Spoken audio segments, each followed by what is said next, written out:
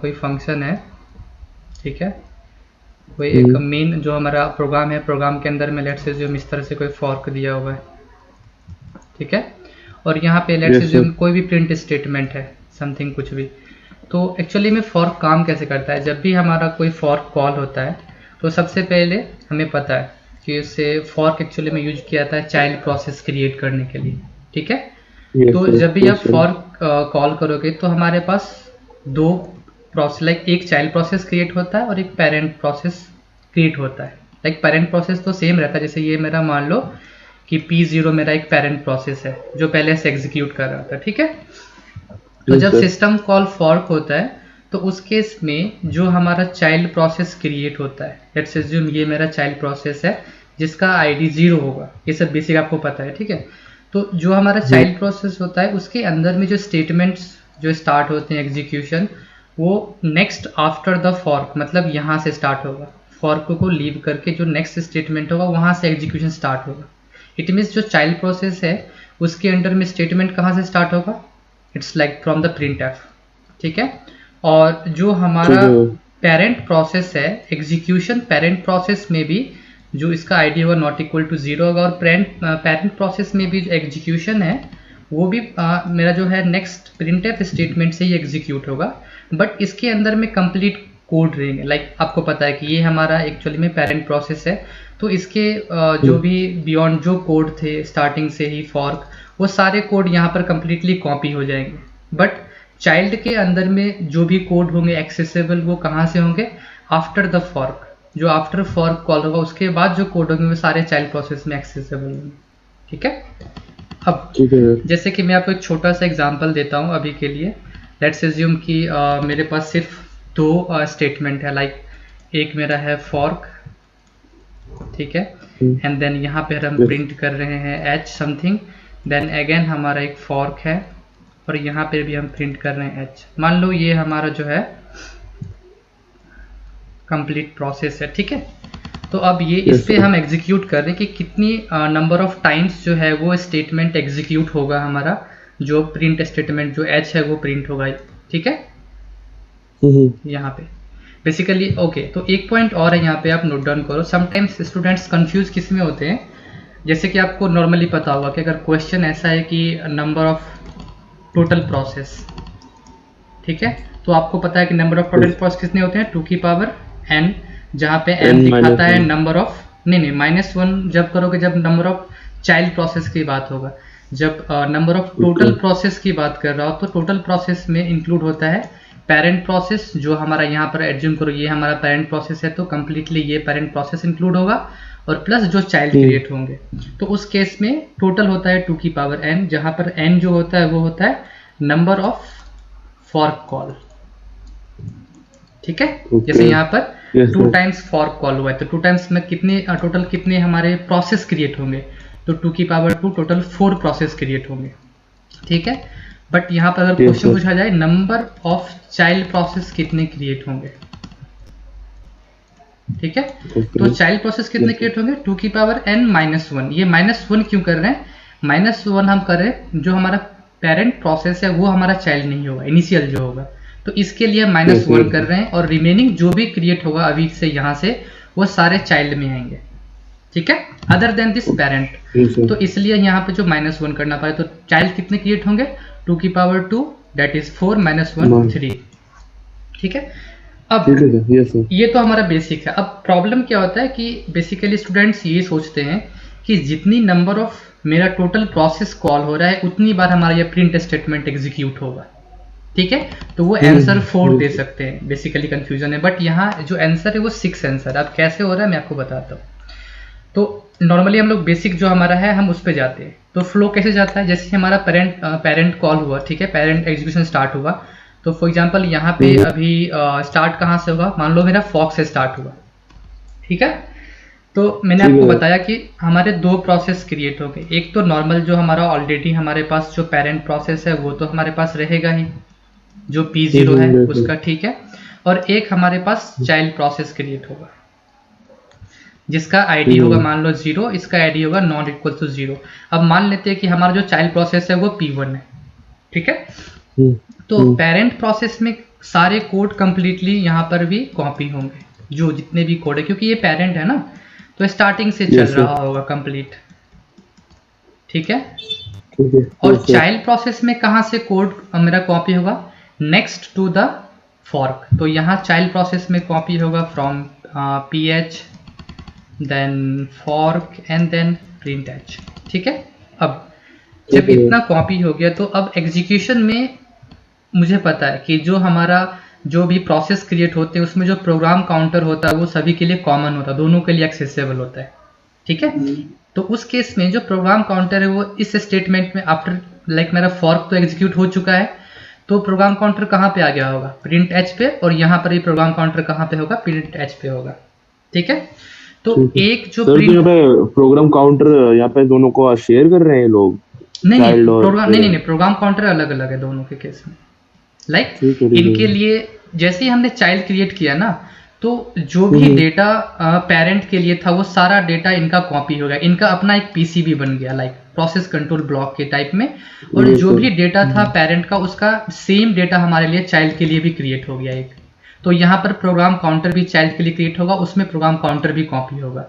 तो basically program counter था क्या? प्रोग्राम काउंटर जब मैंने फॉर्क कॉल किया होगा तो प्रोग्राम काउंटर मेरा ph वाला होगा। ठीक है। तो यही same program counter child process में भी होगा और same program counter already parent में तो होगा ही। ठीक है। तो उस केस में हमारा इस स्टेटमेंट में h यहाँ पर एक प्रिंट होगा, क्योंकि हमारा प्रोग्राम काउंटर में यहाँ h प्रिंट किया, और नेक्स्ट h मेरा एक यहाँ पे प्रिंट होगा चाइल्ड में। ठीक है। और आफ्टर नेक्स्ट प्रिंटिंग h हम लोग नेक्स्ट कहाँ पे आ जाएंगे? फॉर्क पे आ जाएंगे, चाइल्ड में भी, और फॉर्क आ जाएंगे हम लोग पेरेंट में भी। ठीक है। Okay, got it. तो अब यहाँ से हम लोग फिर अगेन हमारा दो पार्ट शुरू होता है। एक होगा फॉर्क करते ही ये फॉर्क कॉल होगा तो हमारा चाइल्ड क्रिएट होगा, और एक जो हमारा ऑलरेडी पेरेंट है। तो पेरेंट यहाँ पर क्या चल रहा है? P0। तो हमारे पास पेरेंट क्रिएट होगा यहाँ पर। तो पेरेंट तो हमारे पास P0 होगा, तो पेरेंट में सब जितने भी टोटल है हमारा वो कॉपी होगा like ph then fork and then ph। Okay. और जो हमारा चाइल्ड है, ये चाइल्ड जो है वो इस चाइल्ड से डिफरेंट है P1 से, तो इसका मैंने मानो नेमिंग किया P2। ठीक है। तो अब इस चाइल्ड के अंदर में जो कॉपी होगा वो सारा कहाँ से डाटा कॉपी होगा? क्योंकि मैंने फोर्क से कॉल किया है, तो फोर्क के बाद से, तो इसमें कितना कॉपी होगा? P of h। ठीक है। तो अब क्योंकि इस जो पेरेंट और चाइल्ड है दोनों में मेरा इसका प्रोग्राम काउंटर कहाँ पे है? ph में। इसका भी प्रोग्राम काउंटर कहाँ पे होगा? ph पे होगा। ठीक है। तो एक h हमारा यहाँ पे प्रिंट होगा, लाइक एक h हमारा यहाँ पे प्रिंट होगा। सॉरी, एक सेकेंड।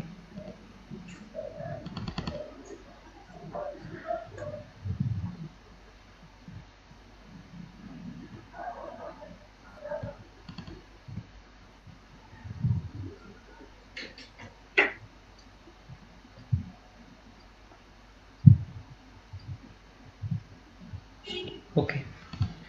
तो सॉरी मैं हाइलाइटर यूज कर रहा था। ठीक है, फाइन। तो नेक्स्ट अब यहाँ पे मैंने क्या कहा कि जो हमारा प्रोग्राम काउंटर है वो नेक्स्ट ph से स्टार्ट होगा पेरेंट के लिए भी, और ph से चाइल्ड के लिए भी स्टार्ट होगा। ठीक है। तो यहाँ पे जब प्रोग्राम काउंटर ph पे है तो मुझे एक प्रिंट करना पड़ेगा h, और सेम चाइल्ड के लिए भी प्रोग्राम काउंटर ph पे है तो ये एक प्रिंट करेगा h। ठीक है। तो जो ये हमारा कंप्लीट केस था, क्योंकि अब यहाँ पे कोई फॉर्क नहीं है तो यहाँ पर कोई जनरेट नहीं होगा चाइल्ड प्रोसेस, और यहाँ कंप्लीटली मैंने स्टेटमेंट को कंप्लीट कर लिया। ठीक है। नेक्स्ट जो हमारा ये जो P1 चाइल्ड जो क्रिएट हुआ था उसके इनसाइड में हमारा जो प्रोग्राम काउंटर है वो फॉर्क में था, क्योंकि उसने प्रिंट एच से ये एच जो है मेरा स्टेटमेंट वो प्रिंट हो गया था। तो नेक्स्ट हम फॉर्क पे आते हैं। तो जैसे फॉर्क कॉल होगा अगेन यहाँ पे एक पेरेंट और एक चाइल्ड प्रोसेस क्रिएट होगा। पेरेंट के लिए हमारा पता है कि आपको ID नॉट इक्वल टू 0 होगा और चाइल्ड के लिए इक्वल टू 0 होगा। ठीक है। अगेन जो हमारा पेरेंट प्रोसेस बनेगा उसका लाइक जो अभी जो ये फॉर्क कॉल हो रहा है इसके लिए पेरेंट कौन है? इसके लिए पेरेंट P1 है। ठीक है। इसीलिए कंप्लीटली जो हमारा पेरेंट होगा वो पेरेंट रहेगा, और जो चाइल्ड क्रिएट होगा क्योंकि ये एक न्यू चाइल्ड क्रिएट हो रहा है तो इसके लिए लेट्स अज्यूम ये हमारा प्रोसेस है P3, क्योंकि P2 हमारा यहाँ क्रिएट हो चुका है तो मैंने यहाँ पर एक नया चाइल्ड क्रिएट किया P3। ठीक है। Again after fork call parent में कंप्लीट जो कोड है वही कॉपी होंगे, लाइक यहाँ पर ph fork and then ph print h, okay. And then जो हमारा चाइल्ड प्रोसेस है उसमें कहाँ पे कोड कॉपी करेंगे, आफ्टर द फॉर्क कॉपी करेंगे, तो यहाँ पे स्टेटमेंट सिर्फ ph कॉपी होगा, ठीक है।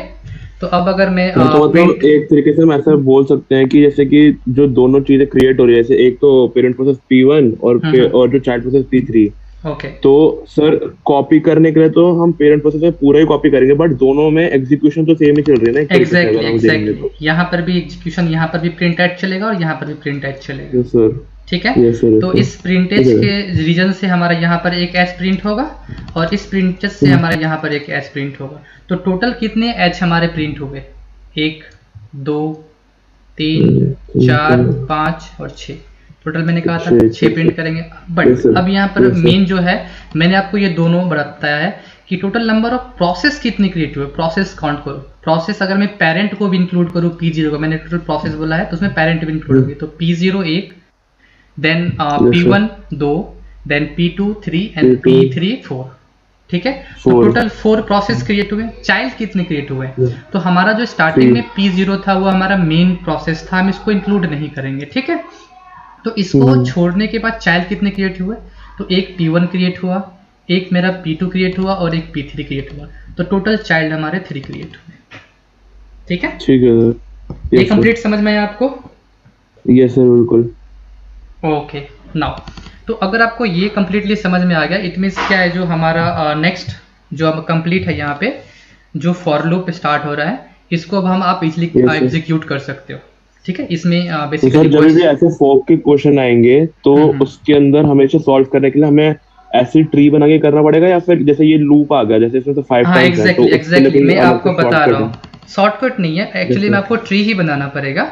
बट इसके लिए आप थोड़ा सा एक शॉर्टकट यूज कर सकते हो, जैसे कि आपको पता होगा एल्गोरिदम में हमारा एक समथिंग कोई प्रोग्राम होता था जिसमें जैसे मानो कि अगर मल्टीपल कॉल हो रहा है, लाइक अराउंड मानो हमारा एक रिकर्सन कॉल हो रहा है P5 और यहाँ पे P4 कॉल हो रहा है, अगेन मानो कि P5 जो है वो P4 और P3 में कॉल हो रहा है, ठीक है।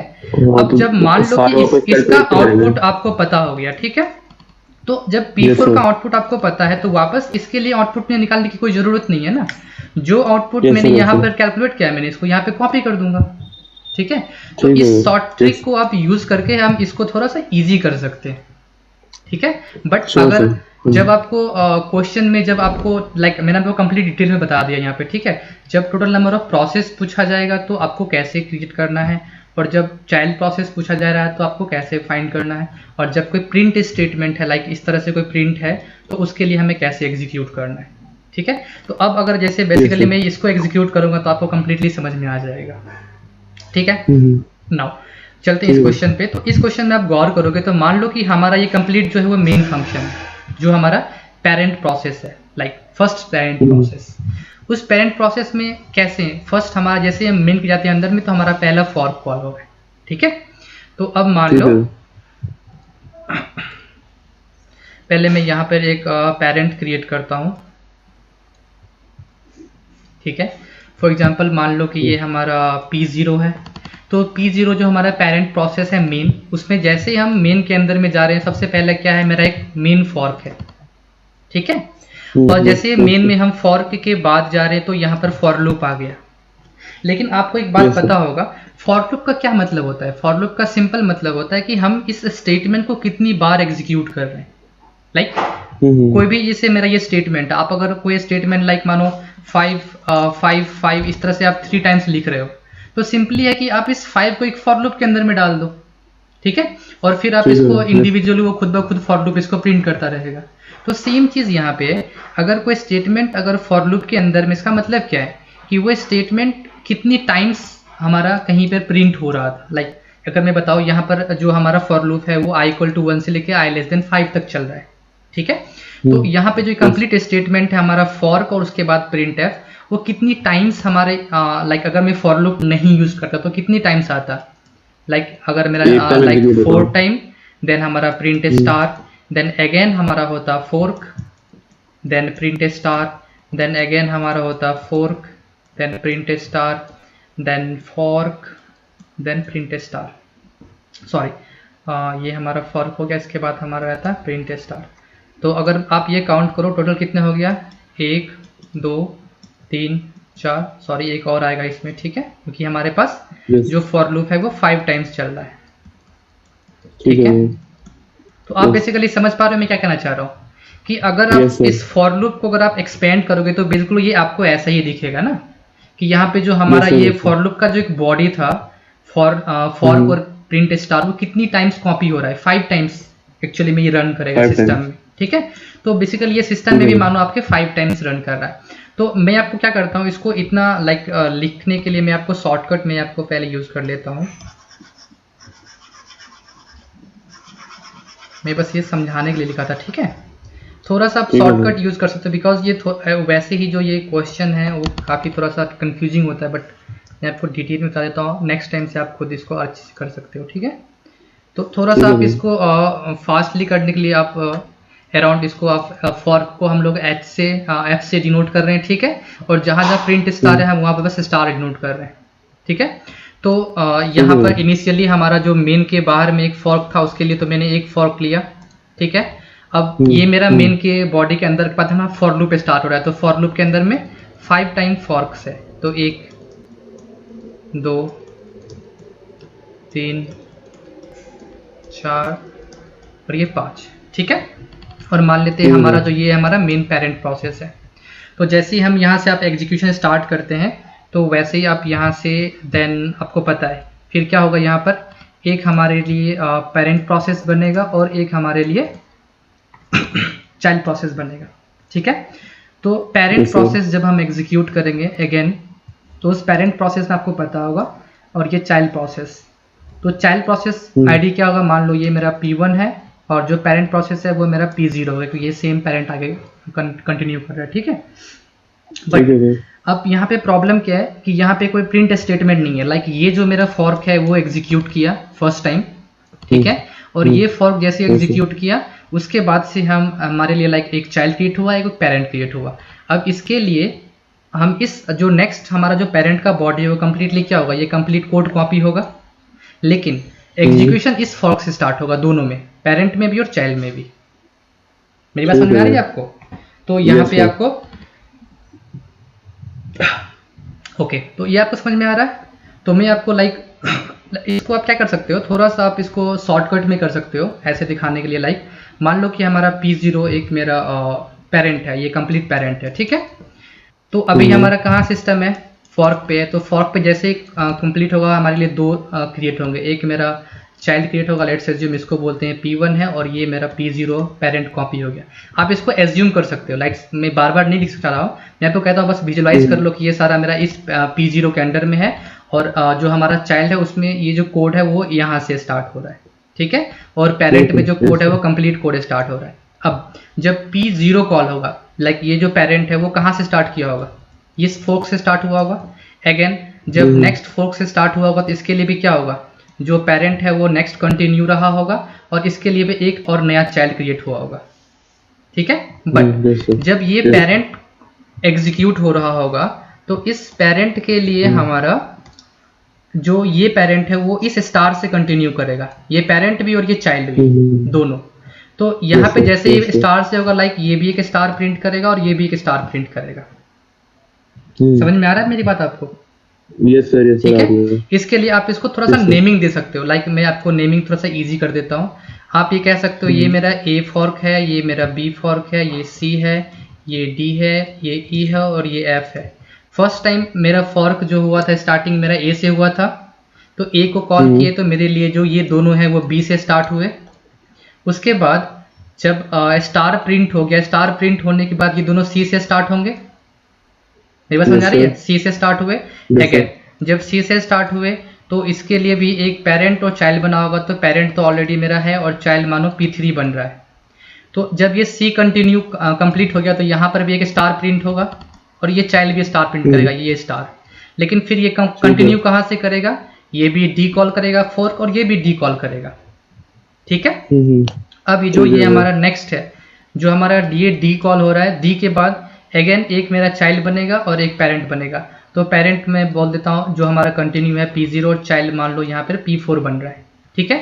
तो D के बाद हमारा ये प्रिंट एफ स्टेटमेंट स्टार है, तो ये भी एक प्रिंट करेगा स्टार और ये भी एक प्रिंट करेगा स्टार। बट कंटिन्यू कहाँ से होगा, कंटिन्यू होगा E से, ई फॉर्क से, ठीक है। अब ई जब फॉर्क yes, चला sir. तो अगेन ये मेरा पेरेंट हो गया और यहाँ पे मेरा एक चाइल्ड बना P5। जब ये ई कंप्लीट हो गया उसके बाद ये हमारा स्टार चल रहा है, तो स्टार ये भी प्रिंट करेगा और स्टार ये भी प्रिंट करेगा। मेरी बात समझ में आ रही है आपको? उसके बाद हमारा yes, sir. कंटिन्यू कहाँ से होगा? एफ से कंटिन्यू होगा। इसके लिए फिर से, क्योंकि एफ हमारा लास्ट फॉर्क है, तो लास्ट फॉर्क है तो ये हमारा जो है अगेन एक P0 कॉल होगा और ये हमारा क्या कॉल करेगा? P6, ठीक है। अब ये भी स्टार प्रिंट करेगा, ये स्टार की बात मैं कर रहा हूँ एफ के बाद, और जो हमारा P6 है वो भी एक स्टार कंप्लीट करेगा। अब क्योंकि ये एफ कंप्लीट हो चुका है फंक्शन यहाँ पे फॉर्क कॉल, तो अब इन दोनों के लिए कोई फॉर्क नहीं है हमारा पास नेक्स्ट P0 और P6, क्योंकि यहाँ तक कंप्लीट हो चुका है हम, ठीक है। अब P5 देखो कहाँ पर था? P5 ये फॉर्क कॉल कर रहा है अभी भी, तो P5 के लिए भी पेरेंट क्या होगा मेरा? P5, और P5 के लिए चाइल्ड क्या होगा मेरा? P7, क्योंकि ऑलरेडी हमने P6 काउंट कर लिया है, तो P7 एक नया चाइल्ड क्रिएट हुआ। जब P5 ने इस फॉर्क को कॉल किया, इस फॉर्क को, तो उसके बाद भी जो P5 है वो भी एक स्टार प्रिंट करेगा और जो P7 वो भी एक स्टार प्रिंट करेगा। समझ में आ रहा है मेरी बात? ओके, नाउ आप इजीली आप काउंट कर सकते हो।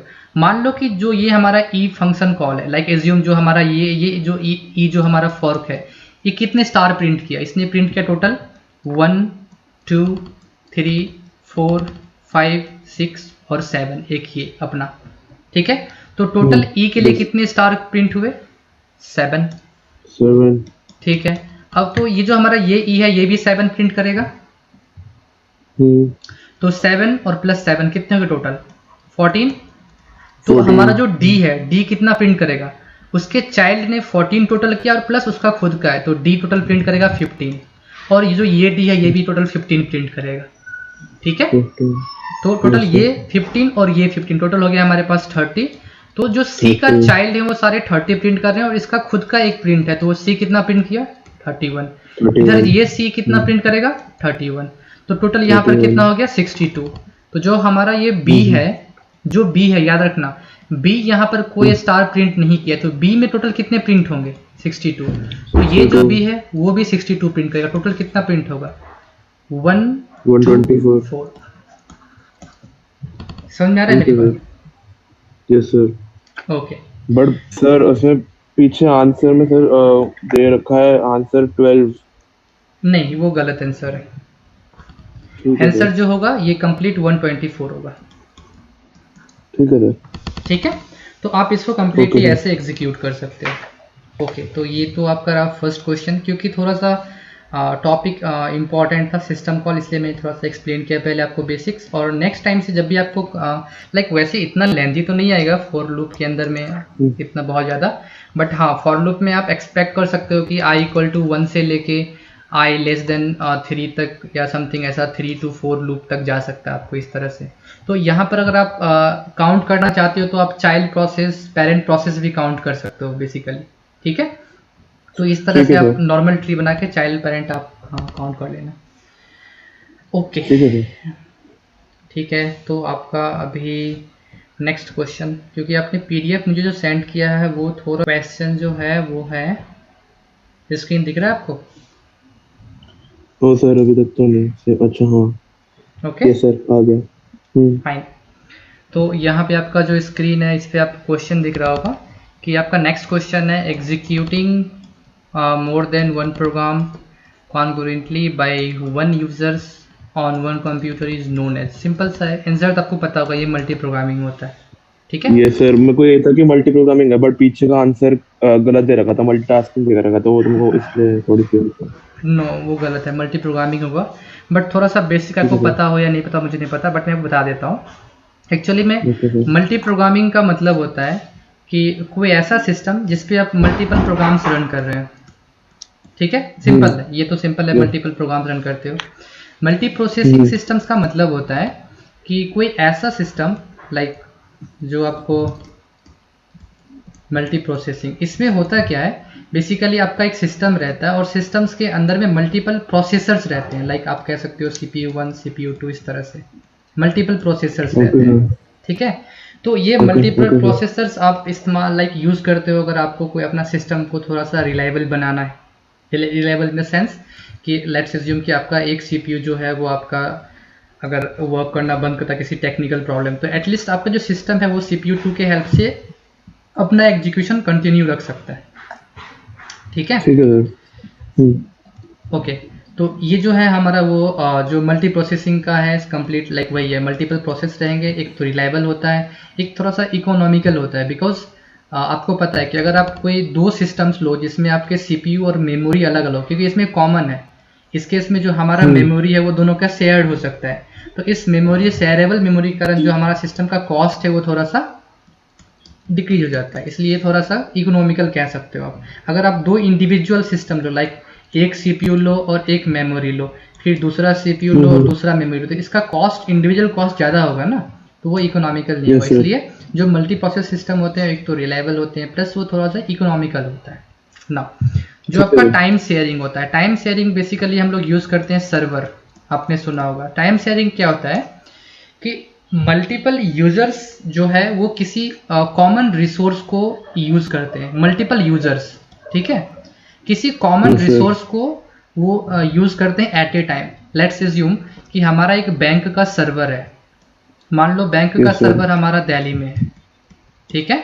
अब इस सर्वर को हमारे कंट्री के लाइक जितने भी कॉर्नर्स हैं, उस हर एक कॉर्नर से डिफरेंट डिफरेंट यूजर्स होंगे, ठीक है। वो हर एक यूजर्स अपना रिक्वेस्ट डाल सकते हैं इस दिल्ली के सर्वर पर एक कॉमन रिसोर्स के लिए, ठीक है। तो it means time sharing in the sense क्या हो गया कि डिफरेंट डिफरेंट यूजर्स यहाँ पर होंगे, यूजर्स अपना रिक्वेस्ट एक कॉमन रिसोर्स को यूटिलाइज कर सकते हैं, लाइक उसको यूज कर सकते हैं, एग्जीक्यूट कर सकते हैं अकॉर्डिंग टू जो रिक्वायरमेंट है अपना, ठीक है। और मल्टीटास्किंग क्या होता है? मल्टीटास्किंग जो होता है वो मल्टी प्रोग्रामिंग का थोड़ा सा इंप्रूव्ड वर्जन है। मल्टी प्रोग्रामिंग में क्या होता है, लेट्स एज्यूम कि हमारा मल्टीपल प्रोग्राम है, ठीक है, और उस केस में जो हमारा सिस्टम है, लेट्स एज्यूम जो यहाँ पर प्रोसेस जो हमारा ये CPU है, इसमें जो आपको पता हुआ कि अगर आपके पास अगर एक CPU है, एक प्रोसेसर है, तो एट ए टाइम को वो किसी एक ही प्रोग्राम को रन करता है, ठीक है। तो लेट्स एज्यूम कि अभी मेरा CPU जो है वो बिजी है, तो मानो अभी वो P1 को रन कर रहा है, तो अगर P1 को अगर 40 सेकेंड्स के लिए चाहिए तो वो कम्प्लीटली 40 सेकेंड्स तक इस प्रोसेसर में रन कर सकता है। इन बिटवीन में हम उसको प्रीएम्प्ट नहीं कर सकते हैं ज़बरदस्ती, लाइक P2 के लिए हम लोग कोई चांस नहीं दे सकते जब तक ये P1 खुद लाइक अपने मन से इस प्रोसेस को वो छोड़ नहीं देता या फिर वो कंप्लीट नहीं हो जा रहा है कम्प्लीटली, ठीक है। तो मल्टी प्रोग्रामिंग में क्या है कि अगर कोई प्रोसेस अगर IO के लिए जाएगा, IO कंप्लीट करने के लिए, तो वो CPU को फ्री कर रहा है, तो उस केस में हम दूसरा प्रोसेस को एलोकेट कर सकते हैं, रन कर सकते हैं, ठीक है। बट अगर जब तक वो प्रोसेस खुद से IO के लिए कंप्लीट नहीं हो रहा है तो हम दूसरे प्रोसेस को रन नहीं कर सकते। बट मल्टीटास्किंग में यूज किया जाता है टाइम क्वांटम, जो आपने सुना होगा राउंड रॉबिन के केस में, तो यहाँ पे टाइम क्वांटम यूज होता है। तो मल्टीटास्किंग इन द सेंस कि इस केस में हमारे पास प्रोसेस, थ्रेड्स या टास्क बहुत सारे रहेंगे, बट उसको हम लोग इस तरह से कंटिन्यू करेंगे कि हर एक टास्क के लिए एक पर्टिकुलर टाइम क्वांटम होगा कि आप 2 ही सेकंड के लिए रन कर सकते हो, चाहे आपको 40 सेकंड्स चाहिए बट आपको 2 सेकंड के लिए टाइम मिलेगा, उसके बाद दूसरी प्रोसेस को भी 2 सेकंड के लिए टाइम मिलेगा, फिर वापस आपका एक लूप आएगा, वापस आपको कंटिन्यू मिलेगा, बट एट ए टाइम आपका एक फिक्स पीरियड ऑफ टाइम के लिए आप एग्जीक्यूट कर सकते हो सिस्टम में, ठीक है। तो ये सारा डिफरेंट डिफरेंट टर्मिनोलॉजी है हमारा, ओके। नाउ यहाँ पे आपको नेक्स्ट है हमारा कंसेप्ट है स्वैपिंग पे। Swapping is perform by long term scheduler, sorry ये आ गया बीच में। फर्स्ट ऑप्शन आपका लॉन्ग टर्म शेड्यूलर जिसको हम लोग कहते हैं LTS, मीडियम टर्म शेड्यूलर जिसको हम लोग कहते हैं MTS, then short term scheduler STS, ठीक है, और डिस्पैचर। तो आपको पता होगा स्वैपिंग हम लोग परफॉर्म करते हैं with the help of MTS, ठीक है। मैं इसका थोड़ा सा आपको डायग्राम सर STS से नहीं होता, वो MTS है तो सिर्फ उसमें भेजते हैं ना सस्पेंड वाले उसके स्टेट में, जब कोई और दूसरा प्रायोरिटी नहीं, मैं बताता हूँ आपको, ठीक है। एक्चुअली में जो यहाँ पे हम लोग टाइम, हमारा जो टाइम है वो भी खत्म हो रहा है, तो अगर ये सेशन एंड होता है तो वापस सेम लिंक से आप यहाँ पे ज्वाइन कर जाना, ठीक है, ओके। तो अभी आपको सबसे पहले प्रोसेस से डायग्राम समझो आप। फर्स्ट हमारा स्टेट होता है न्यू स्टेट्स, न्यू के बाद हम लोग पता है कहाँ जाते हैं, रेडी स्टेट्स में, रेडी के बाद आपका रनिंग स्टेट होता है, रनिंग के बाद यहाँ पे आपका वेटिंग स्टेट होता है, वेटिंग है जिसको हम लोग IO स्टेट बोलते हैं, ठीक है, और लास्ट में हमारा यहाँ पर टर्मिनेट स्टेट होता है, ठीक है। अब इन दोनों में जो हमारे ये सारे शेड्यूलर हैं वो कहाँ कहाँ काम करते हैं। एक्चुअली में जब भी आप कोई न्यू लाइक एज्यूम करो आपका एक म्यूजिक प्लेयर है, म्यूजिक प्लेयर पे आप डबल क्लिक करते हो तो एक्चुअली में जो म्यूजिक प्लेयर है उसके लिए एक मेरा प्रोसेस क्रिएट होता है, ठीक है। तो ये जो प्रोसेस क्रिएट करने का टास्क है उसका काम है LTS, ठीक है। तो LTS का क्या टास्क होता है कि न्यू प्रोसेस को क्रिएट करो और उसको आप लोग रेडी स्टेट में लाओ, ठीक है। याद रखना कि रनिंग, रेडी और जो ये वेट स्टेट होता है ये हमारा मेन मेमोरी में होता है, रैम में होता है, जबकि न्यू स्टेट्स और टर्मिनेट ये सारे सेकेंडरी मेमोरी का टास्क पार्ट होता है, ठीक है, ओके। उसके बाद हमारा जो रेडी स्टेट होता है इसमें काम करता है हमारा STS, short term scheduler.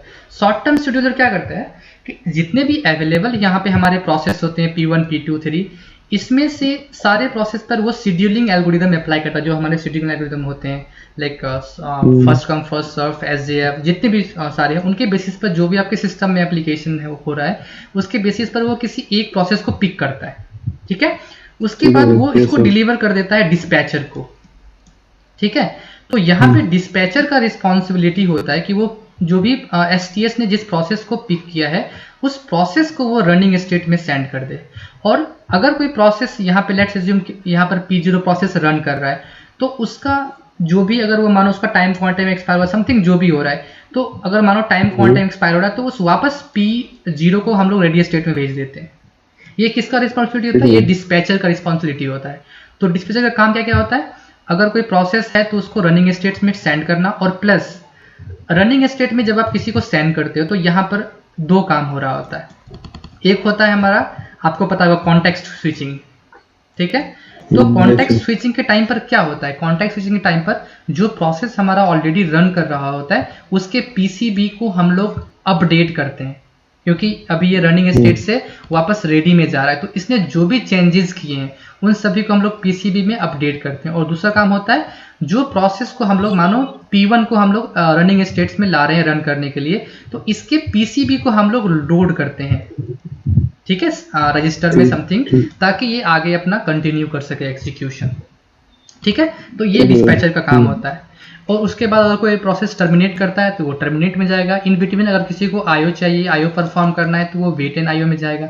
After IO completion वो रेडी स्टेट में जा सकता है, ठीक है, IO कंप्लीशन। ये तो बेसिक डायग्राम होता है। अब नेक्स्ट प्रॉब्लम ये आता है कि आपके पास रिसोर्स, लेट्स अज्यूम कि LTS जो है वो काफ़ी ज़्यादा सॉरी नंबर में वो प्रोसेस क्रिएट कर रहा है, तो एक समय ऐसा आ सकता है कि आपके पास जो हमारा मेन मेमोरी हो काफ़ी आपके पास कम पड़ जाए, लाइक आपके पास अवेलेबल मेन मेमोरी सफिशिएंट नहीं है उन सभी प्रोसेस को होल्ड करने के लिए। तो उस केस में हमारा एक सेकेंडरी, लाइक हम कह सकते हैं ये बैकअप स्टोरेज बनता है, जिसको हम लोग बोलते हैं secondary ready state something, like जो भी नेमिंग देते हो, तो ये हमारा सेकेंडरी स्टोरेज में रहता है, ठीक है। तो यहाँ पे काम करता है हमारा MTS, जिसको हम लोग बोलते हैं मिड टर्म शेड्यूलर, जो काम करता है स्वैपिंग का। स्वैपिंग द सेंस कि वो सारे प्रोसेस को जो कि लाइक उस काफ़ी वो वेट कर रहा है समथिंग, उसके बेसिस पे वो कुछ प्रोसेस को यहाँ से पिक करता है और उसको भेज देता है सस्पेंड रेडी स्टेट में, ठीक है, ताकि हमारा जो हमारा मेन मेमोरी है कुछ फ्री हो जाए। सेम होता है वेटिंग के केस में भी, कि अगर कुछ प्रोसेस अगर वेट कर रहे हैं यहाँ पर रेडी में, ऑलरेडी हमारे पास स्पेस नहीं है मेन मेमोरी का, तो उस केस में यहाँ पर सस्पेंड वेट स्टेट होता है।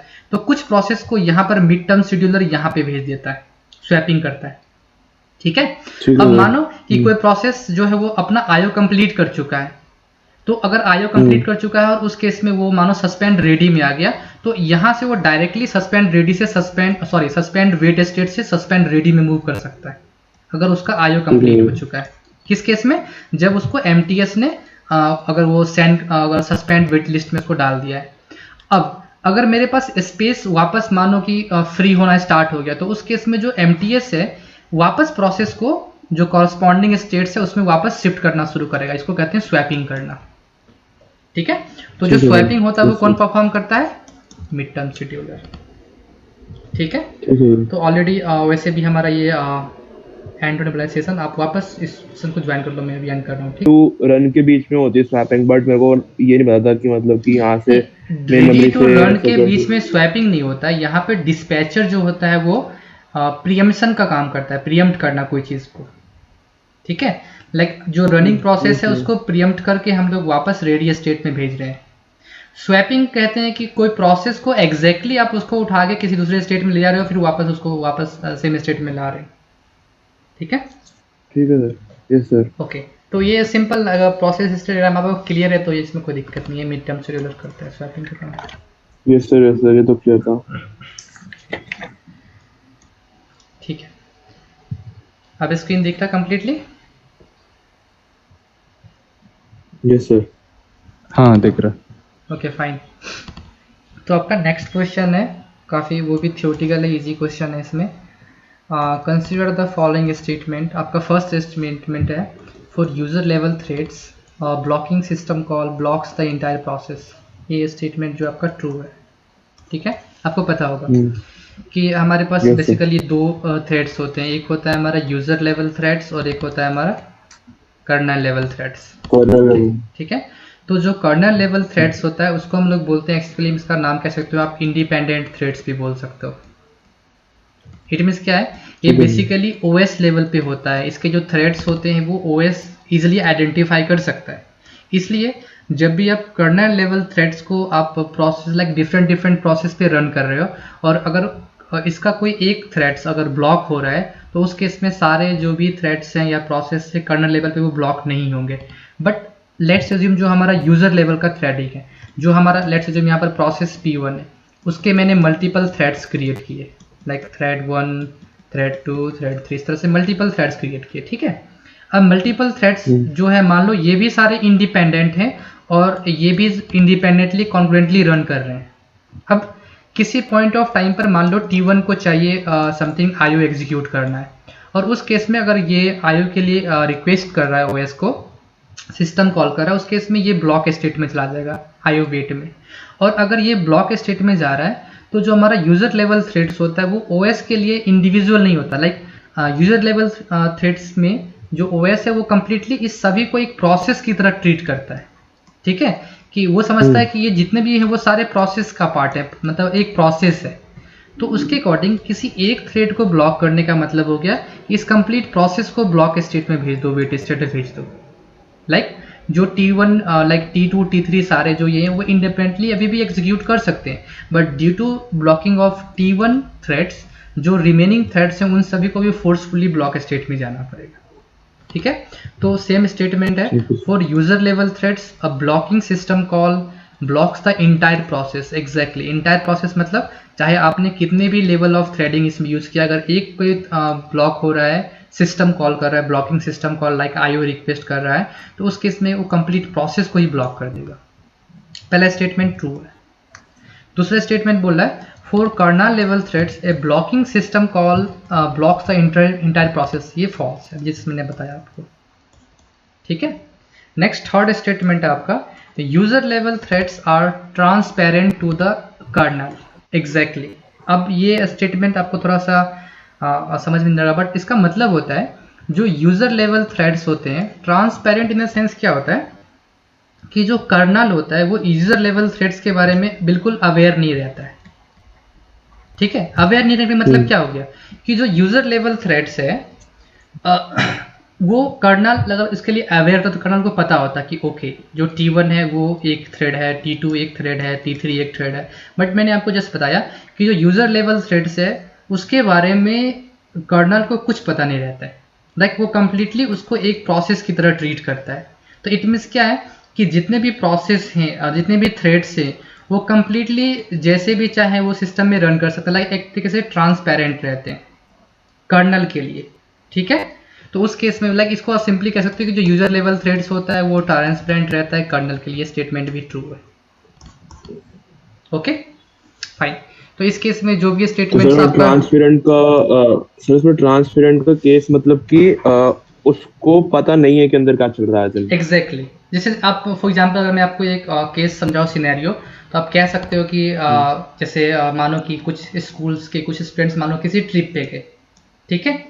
मानो आप किसी ट्रिप पे जा रहे हो, ट्रिप में कोई आपका ग्राउंड है, समथिंग कोई प्राइवेट ग्राउंड है, वहाँ पे आप विजिट के लिए जा रहे हो, तो उसमें बहुत सारे स्टूडेंट्स होंगे। तो जो ग्राउंड स्टाफ है उसको उस स्टूडेंट से कोई लेना देना नहीं है, ठीक है? उसको किस चीज़ के बारे में पता है कि वो इस स्कूल से लाइक वो इस स्कूल के ट्रिप के बच्चे, लाइक पर्टिकुलर कोई स्कूल के बारे में पता है। तो ये सारे जो स्टूडेंट्स हैं वो ग्राउंड के लिए, ग्राउंड स्टाफ्स के लिए, जो भी वहाँ के मेंबर्स के लिए वो ट्रांसपेरेंट रहेंगे, उनको कोई मतलब नहीं है इनसे, ठीक है? उनके लिए कोई मतलब नहीं, लाइक वो कंप्लीटली फ्री रह सकते हैं। अगर इन द सेंस कोई प्रॉब्लम होता है तो ग्राउंड जो स्टाफ है वो किसको रिस्पॉन्सिबल मानेगा, उस स्कूल को रिस्पॉन्सिबल मानेगा। लाइक यहाँ पे कि अगर वो जो प्रोसेस जो थ्रेड है वो कंप्लीटली रन कर रहे, कोई दिक्कत नहीं है, कर्नल को कोई मतलब नहीं है उससे, कोई अवेयरनेस नहीं है कर्नल को सारे थ्रेड्स के बारे में। बट अगर कोई एक थ्रेड्स कुछ भी प्रॉब्लम करता है तो वो रिस्पॉन्सिबल किसको ठहराएगा, प्रोसेस को ठहराएगा। ओके, तो ये स्टेटमेंट ट्रू है। इस केस में आपका जो स्टेटमेंट जितने भी ट्रू हैं वो हैं फर्स्ट एंड सेकंड, आपका सी ऑप्शन सही रहेगा। ठीक है, now question number, next question आपका है which of the following instruction is not privileged. ठीक होगा ना, वन और थर्ड ट्रू है या first and third. Okay fine. जो नेक्स्ट आपका क्वेश्चन है which of the following statements is not privileged. आपको पता होगा कि दो तरह के इंस्ट्रक्शंस होते हैं, एक होता है प्रिविलेज्ड, एक होता है नॉन प्रिविलेज्ड। मतलब सिंपल, जो हमारा ओएस होता है वो दो मोड में काम करता है, एक होता है यूजर मोड और एक होता है हमारा कर्नल मोड। ठीक है, यूजर मोड को हम लोग डिफरेंस करते हैं 0 से, कर्नल मोड को डिफरेंस करते हैं 1 मोड से। ये जो भी आप बिट यूज करो कोई मतलब नहीं है। बट जो यूजर मोड होता है उसमें जो भी इंस्ट्रक्शंस रन करते हैं हम उसको बोलते हैं नॉन प्रिविलेज्ड। मतलब कुछ ऐसा इंस्ट्रक्शंस जिसको सिक्योरिटी, हाई सिक्योरिटी नहीं चाहिए। ठीक है, और जो कर्नल में अगर कोई कर्नल मोड में एग्जीक्यूट कर रहा है तो हम कह सकते हैं कि इस तरह का इंस्ट्रक्शंस को सिक्योरिटी की, हाई लेवल ऑफ सिक्योरिटी की ज़रूरत पड़ती है। फॉर एग्जांपल मानो कि हमारा सीपीयू है। ठीक है, अब सीपीयू में मान लो जो ओएस है उसने एक प्रोसेस को शेड्यूल किया प्रोसेस P1 को रन करने के लिए, और जब वो प्रोसेस रन कर रहा था तो मानो टाइम क्वांटम हमारा यहाँ पर 3 सेकंड के लिए है, तो उसने ओएस ने जो है वो एक क्लॉक सेट कर दिया। ठीक है, क्लॉक, या आप कह सकते हो उसने टाइमर सेट किया 3 सेकंड की। आफ्टर 3 सेकंड वो टाइमर जो है वो लाइक टाइमर एंड होते ही ओएस को इन्वोक किया जाएगा और ओएस जो है इस प्रोसेस को प्रीएम्प्ट करके दूसरे प्रोसेस को शेड्यूल करेगा। बट अगर मान लो कि ये जो टाइमर का केस है, अगर जो टाइमर है अगर हम उसको यूजर मोड में अलाउ कर दें तो इससे क्या प्रॉब्लम होगा कि कोई यूजर मोड में आके प्रोसेस इस टाइमर को चेंज कर देगा। मेरी बात समझ में आ रही है आपको? टाइमर को मानो 3 सेकंड क्लियर करना था, कोई मानो हैक लाइक ऐसा कुछ बग है सिस्टम में, वो इस टाइमर को चेंज करके 10 सेकंड कर देगा, 10 से 50 कर देगा। उस केस में कभी टाइमर एक्सपायर ही नहीं होगा और कभी हम ओएस को इन्वोक ही नहीं कर पाएंगे, और ये कंप्लीटली सिस्टम पे एक तरीके से आप जो भी कहो उसको आप अपने कमांड पे ले लेगा। ठीक है, तो इसलिए कुछ पर्टिकुलर हमारे इंस्ट्रक्शंस होते हैं जो हम लोग हमेशा कर्नल मोड में एग्जीक्यूट करना चाहते हैं। जैसे setting the timer. Setting the timer मतलब क्या हो गया कि जो प्रोसेस जो रन कर रहा है सीपीयू में वो हमेशा यूजर मोड में करेगा।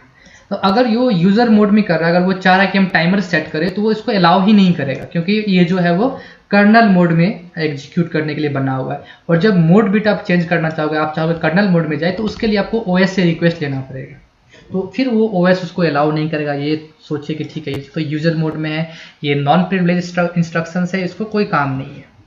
ठीक है, फॉर एग्जाम्पल मानो कि अब नॉन प्रिविलेज क्या होते हैं, तो मानो कि हमारा कोई सीपीयू में कोई प्रोसेस रन कर रहा है P1। अब उस प्रोसेस को रन करने लायक मानो वो डेट और टाइम यूज कर रहा है, तो ऑलरेडी हमारे पास सिस्टम में डेट और टाइम को पता होगा कि आपका एक हमारा फीड होता है सिस्टम में।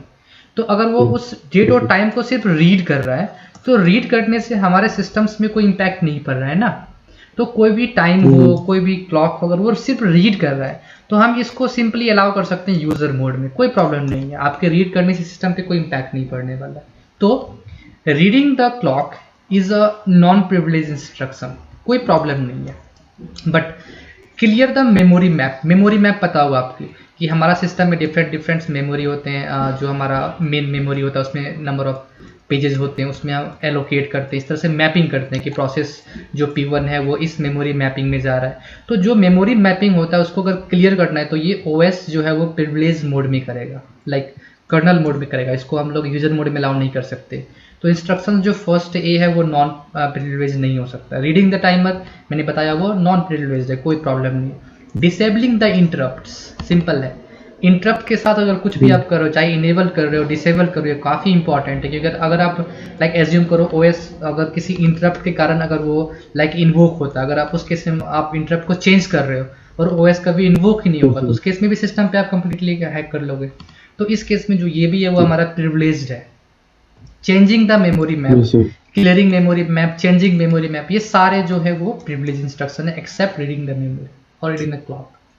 ठीक है, basically Yes, sir. Reading type of thing जितने जो है वो सिंपली आपके यूजर मोड में है, क्योंकि रीडिंग अगर जब भी आप कुछ करते हो तो आप उस केस में बेसिकली कुछ रीडिंग छोड़कर बाकी आप जो भी नॉर्मल रीडिंग, चाहे मेमोरी में आप रीड कर रहे हो, चाहे आप क्लॉक रीड कर रहे हो, चाहे आप रजिस्टर रीड कर रहे हो, ये सभी नॉन प्रिविलेज जो है आपका मोड में आएगा। ठीक है, ठीक है sir. Yes sir. Okay.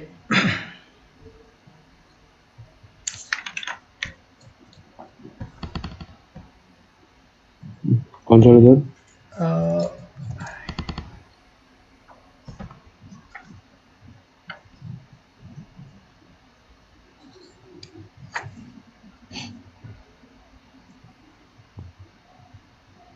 Next हम लोग एक क्वेश्चन करते हैं, आपको दिख रहा है? Sir yes sir. Okay, consider 3 process P1, P2, P3 whose worst requirement are given below। जो भी आपका वर्स्ट है लाइक CPU टाइम्स होता है, वो सारे रिक्वायरमेंट इसके नीचे दिए हुए हैं। ठीक है, तो आपको पता होगा कि कोई भी प्रोसेस जब कंप्लीट होता है तो वो बेसिकली दो टाइम को यूज़ करता है, एक हमारा होता है CPU टाइम और एक होता है IO टाइम। ठीक है, जैसे कि मैंने आपको प्रोसेस डायग्राम में ही बताया होगा कि जो हमारा जो रन है, रन से हम लोग आते हैं IO में आते हैं। तो बेसिकली जो हमारा कंप्लीट लाइफ टाइम होता है उस जो प्रोसेस का, वो हमारा रनिंग स्टेट और IO में, IO एग्जीक्यूट हो गया, फिर से रेडी स्टेट, रेडी से फिर से रनिंग स्टेट में जाते हैं। ठीक है, तो किसी भी प्रोसेस के लिए दो टाइम होते हैं, एक CPU टाइम और एक IO टाइम होता है। ठीक है, तो यहाँ पर सेम उसने दे रखा है सब कुछ कि हमारा प्रोसेस 3 प्रोसेस हैं, अराइवल टाइम गिवन है, और जो प्रोसेस है वो स्टार्टिंग हो रहा है यहाँ IO से। ये कोई मैंडेटरी नहीं है, आप CPU से भी स्टार्ट कर सकते हो, आप IO से भी स्टार्ट कर सकते हो, बट यहाँ पे हमें यूज़ क्या करना है, सॉल्व कैसे करना है इसको। If the system uses the pre-emptive priority scheduler, pre-emptive priority scheduler. ठीक है, इट मीन्स इन बिटवीन किसी भी प्रोसेस को अगर कोई हाईएस्ट प्रायोरिटी का कोई प्रोसेस आ गया तो हम जो लोएस्ट प्रायोरिटी प्रोसेस है उसको हम लोग प्रीएम्प्ट कर सकते हैं। ठीक है, such that lower priority levels indicate the higher priority levels. जो हमारा लेवल दिया गया है 2, 1, 3, ये सब जो लोअर लेवल्स है, like 1 is the lower level, it means highest priority है इसका। ठीक है, then the average turn around time is equal to, हमें टोटल टर्न अराउंड टाइम निकालना है एवरेज। तो बेसिकली हम इसे एग्जीक्यूट कैसे करते हैं, तो एग्जीक्यूशन में आपको सिंपल आपको पता है कि हम लोग यहाँ पर गैंट चार्ट यूज कर सकते हैं। ठीक है, तो पता है स्टार्टिंग्स में हम 0 से स्टार्ट करेंगे CPU में रन करना। तो स्टार्टिंग 0 पे हमारा प्रोसेस P1 अराइव कर चुका था। ठीक है, बट याद रखना है स्टार्टिंग में जब हमारा प्रोसेस P1 अराइव किया था, तो फॉर एग्जांपल यहाँ पे जो गैंट चार्ट हम लोग बना रहे हैं, तो गैंट चार्ट में हम लोग बेसिकली ये दिखाते हैं कि CPU, ये जो बेसिकली है वो दिखाते हैं कि CPU टाइम यहाँ पर कितना रन हो रहा है। ठीक है, तो आप कह सकते हो कि स्टार्टिंग में जब 0 सेकेंड पर हमारा जो अराइव हो गया था वो प्रोसेस P1 अराइव हुआ था, और प्रोसेस P1 को IO चाहिए था 2 सेकेंड समथिंग, जो भी मान लो। ठीक है, 2 यूनिट ऑफ टाइम चाहिए था। तो 2 यूनिट टाइम ऑफ मतलब क्या है कि 0 सेकेंड्स पर प्रोसेस P1 जो है वो अवेलेबल है IO के लिए। ठीक है, तो मानो 1 सेकेंड के लिए मेरा CPU में रन नहीं कर रहा है, ये रन कहाँ कर रहा है, IO स्टेट में कर रहा है रन। जैसे ही मैंने उस प्रोसेस को शेड्यूल किया, इसने जाते ही लेट्स अज्यूम कि जो डिस्पैचर उसने उसको शेड्यूल किया प्रोसेस P1 को CPU में, लेकिन उसने जाते ही बोला कि भाई मेरे को CPU नहीं चाहिए, मेरे को IO चाहिए, तो वापस IO स्टेट में चला गया। ठीक है, तो सेम जो मेरा P1 है वो IO गया। अब इस 1 सेकेंड पर मानो जो इसका IO टाइम है वो 1 सेकेंड कम हो चुका है। ठीक है, और जो हमारा 1 सेकेंड पे प्रोसेस P2 भी अराइव हो चुका है, प्रोसेस P2। अब यहाँ पे 1 सेकेंड पर आपको पता होगा कि IO के लिए कितने प्रोसेस रेडी हैं, P1 ऑलरेडी रेडी था और P2 भी अराइव कर चुका है। अब आपको यह पता होगा कि रनिंग स्टेट्स में एट ए टाइम कोई एक ही प्रोसेस रन कर सकता है, बट IO स्टेट्स में मल्टीपल प्रोसेस एक साथ रन कर सकते हैं। ठीक है, मल्टीपल प्रोसेस। तो सेम केस यहाँ पर क्या है कि एट ए टाइम हमारा यहाँ पर 2 प्रोसेस इंटरेस्टेड है IO में रन करने के लिए। मैंने कहा ठीक है, आप आराम से रन कर सकते हो, मुझे कोई प्रॉब्लम नहीं है। तो क्योंकि प्रोसेस जो P1 है उसको 1 सेकेंड चाहिए, तो फॉर एग्जांपल मान लो नेक्स्ट 1 सेकेंड के बाद 2 सेकेंड पर जो P1 है उसका आयो कंप्लीट हो चुका है, बट P2 का अभी तक कितना आयो हुआ है, सिर्फ 1 सेकेंड, तो इसका 3 सेकेंड अभी बचा हुआ है। अब इस 2 टाइम्स पे 2 सेकेंड पे मान लो आयो के लिए कौन कौन रेडी है। आयो के लिए रेडी है हमारा P2 और P3, क्योंकि 2 सेकेंड पे P3 भी ऑलरेडी आ चुका है। आपको समझ में आ रहा है मेरी बात? ठीक है। अब देखो, अब 2 सेकेंड्स पर आयो के लिए P2 P3 रेडी है, बट P1 ने अपना आयो कंप्लीट कर लिया, P1 का आयो कंप्लीट हो चुका है, अब वो CPU के लिए जा रहा है। तो अब इजीली हम यहाँ पर P1 को CPU में रन कर सकते हैं। तो जब तक P1 CPU में रन करेगा तब तक आपको ये ध्यान रखना है, ठीक है। अब यहाँ पर प्रायोरिटी का आपको काफ़ी अच्छे से ध्यान रखना है, प्रायोरिटी का, बिकॉज अभी तक आयो चल रहा था, तो आयो को हम लोग मल्टीपल वे में करें तो कोई दिक्कत नहीं था, बट अब यहाँ पर आपको प्रायोरिटी का यूज़ करना है। तो अब ये देखो कि हाईएस्ट प्रायोरिटी का कौन है, P2, ठीक है। और P2 के लिए अभी कितना आपको आयो चाहिए, 3 सेकेंड बचा हुआ, 3 यूनिट ऑफ टाइम। तो मानो मैंने P1 को 3 यूनिट ऑफ टाइम के लिए रन करता हूँ, आपको मेरी बात समझ में आ रहा है?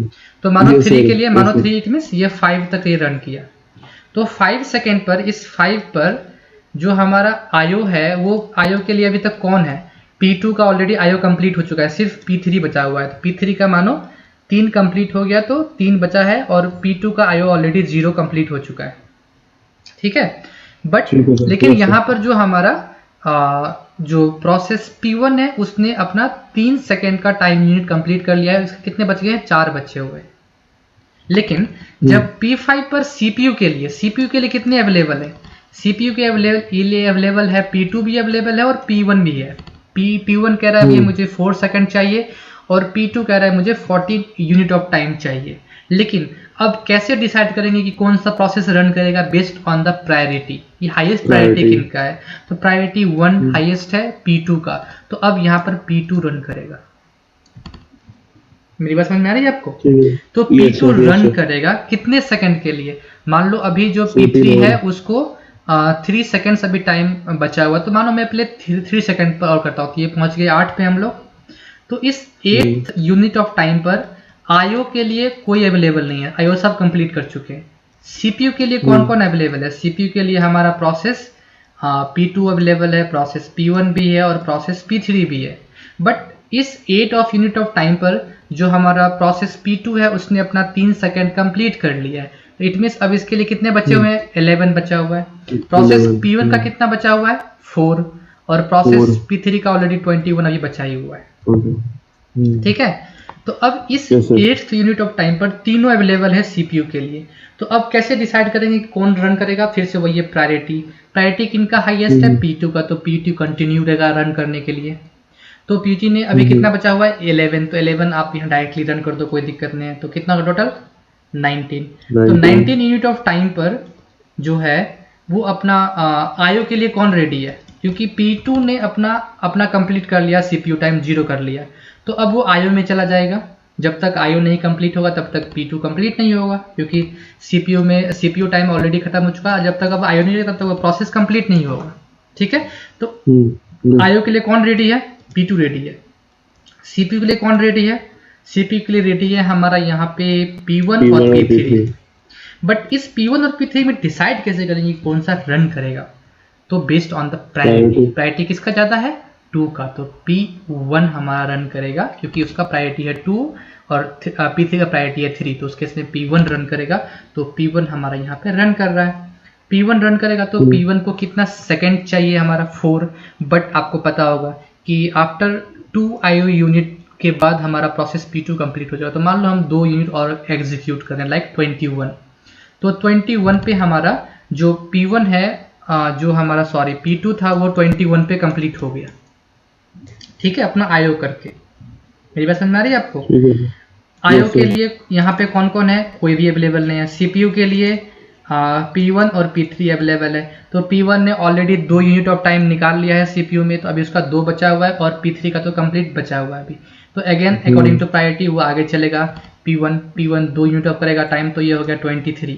तो 23 पे हमारा जो है अभी तक याद रखना 23 पे सिर्फ अभी तक जो आयो है वो P2 का ही कंप्लीट हुआ है, P1 का कंप्लीट नहीं हुआ, आयो अभी P1 का आयो बचा हुआ है। तो इस 23 पे आयो के लिए कौन रेडी है? आयो के लिए P1 रेडी है। CPU के लिए कौन रेडी है? CPU के लिए मेरा P3 रेडी है। तो अब आयो जब यहाँ पर चलेगा P1 का तो P3 अपना CPU काम कर सकता है। तो CPU में जो हमारा आयो है लाइक इसका तो ऑलरेडी 0 हो चुका, कंप्लीट हो चुका है सब कुछ। अब P1 आयो कंप्लीट करेगा, आयो है 1 यूनिट टाइम। तो मानो हम इसको 124 रन करते हैं तो 24 जो हो वो टाइमिंग किसका है? कंप्लीशन टाइमिंग P1 का है 24। तो 24 पे जो है वो आयो के लिए कोई भी अवेलेबल नहीं है। CPU के लिए कौन अवेलेबल है? P3।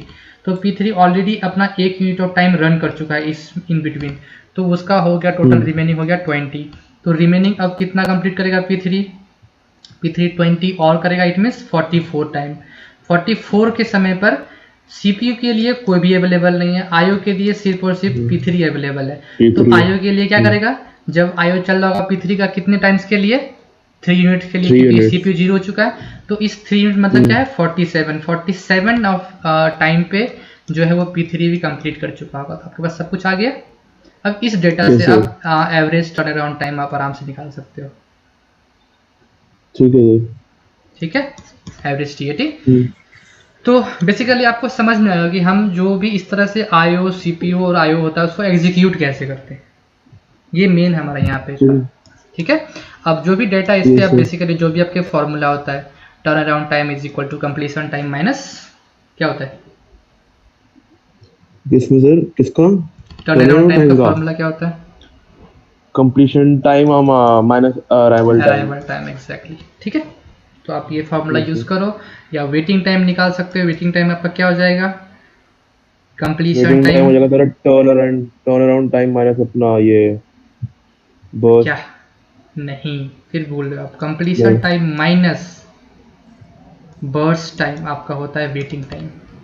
मतलब किस पॉइंट ऑफ टाइम पर आपने कंप्लीट किया और कंप्लीशन टाइम में आपने वर्स्ट आपने CPU टाइम कितना यूज किया, कंप्लीट टाइम।